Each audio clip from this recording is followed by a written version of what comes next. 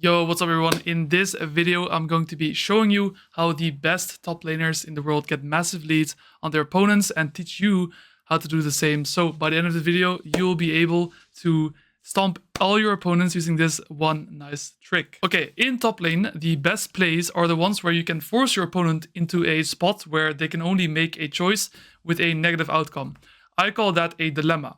A good example of this is punishing last hits. Either your opponent goes for the last hit and you damage them, or they lose the minion. So in this video, I'll be teaching you the triangle dilemma, only used by the highest elo top laners in the world. But first, I will introduce you to the ping pong concept. This is crucial for you to understand the triangle dilemma. In top lane, most matchups can be decided by jailing your opponent into a freeze.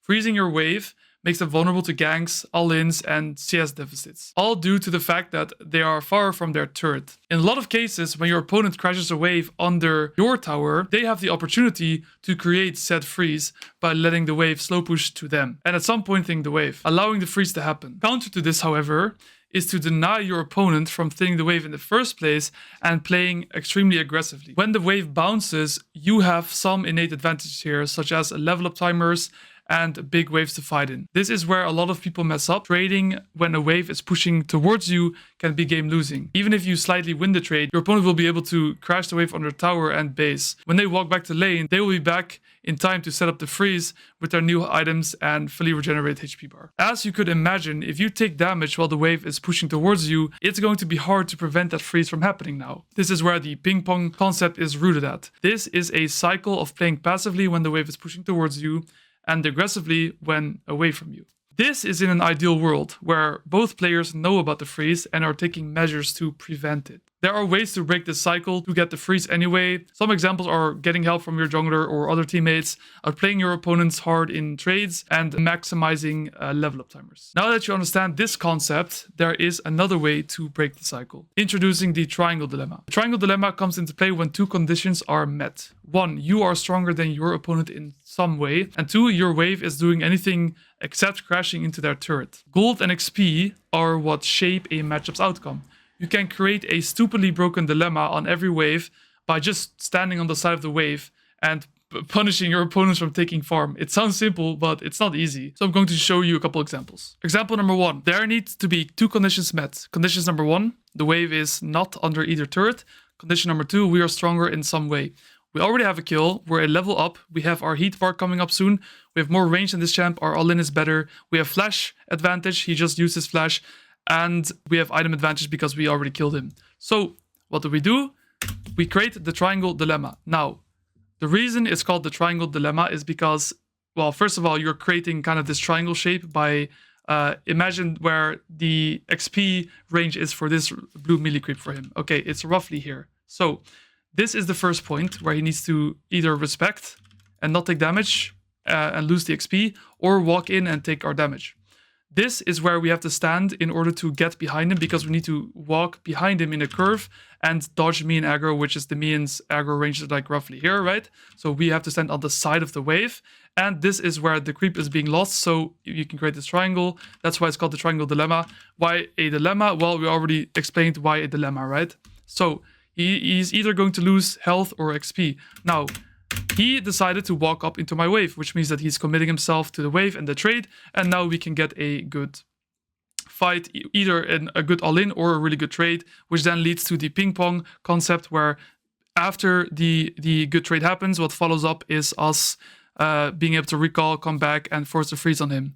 So you see, we end up killing him. I don't even play it that well. I miss one of my E's. I flash unnecessarily. And because this dilemma is so stupidly broken, it doesn't really matter. Mind you, this is like a pretty high elo game, right? This is roughly high GM. So it works in that elo as well.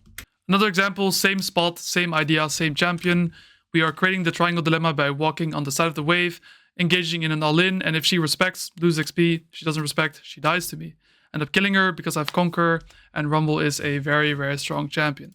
Another famous one is when you just crashed a wave and it's pushing back towards you. Something you can do is you can make the minions push towards you by collecting them, even if it's just a split second. You can see there it stops for a second. I go into the bush, and now the wave pushes towards me. The problem here for the opponent is that this wave, since it's slow pushing towards me, they're going to lose XP and farm, and it will end up being a freeze if they don't interact with the wave. So the dilemma here would be this here.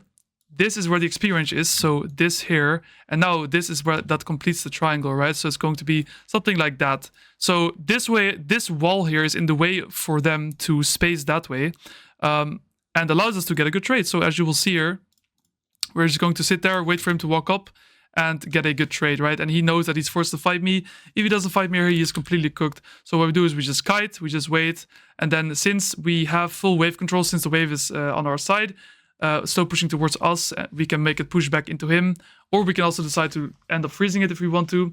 We end up deciding, since his ult is down, he's so low HP, we can now push the wave and we can look for a dive. So that's what we do. Push the wave in, we ward, and this guy just wants to die, so that's all good with us. We just take the kill, and that's how we do it.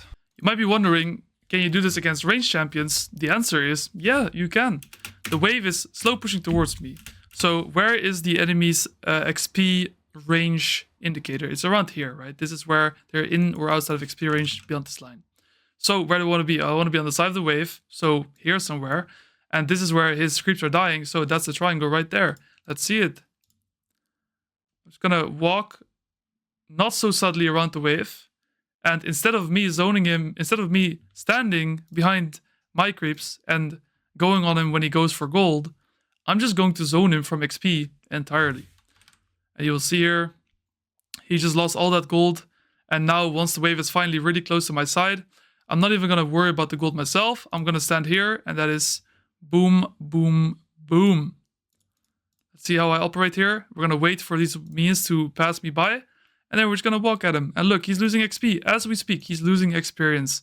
He is even forced to go roam or do something else. Obviously, we need to trim the wave a bit, do some maintenance work on the wave.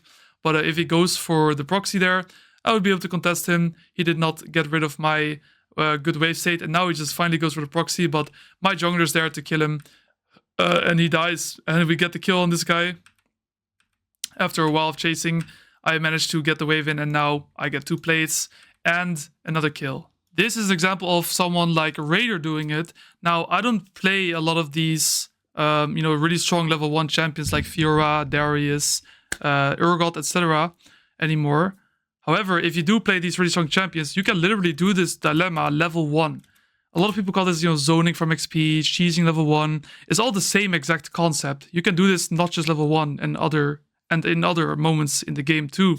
So you can see he's standing on side of the wave, he's letting the wave settle, and then he walks up to try and force his opponent to fight him. And that is exactly what happens. If Sion stands really far away from the wave, he will lose all the XP. That XP deficit will be a very big problem later on. Now that he walks behind him, he will get this really good trade. And Sion's goal here is to make Darius attack him, take me in aggro, and then the wave will push towards Sion, because when Sion's minions are hitting Darius, they are no longer hitting Darius's wave, which then in return means that the wave is going to be pushing towards Sion, right? So that's exactly what happened here. But yeah, as you can see, he gets this massively good trade level 1. Following up on that good trade, he will be able to crash wave 3. After he crashes the wave, he's going to base. And now he's just going to all in the Sion after he comes back. And that's exactly what happens.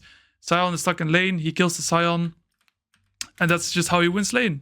As you saw in these examples, the dilemma always leads to either a XP/gold lead or good trades, which then leads to dives or freezes. Thank you all so much for watching. Subscribe for more educational content, and peace out.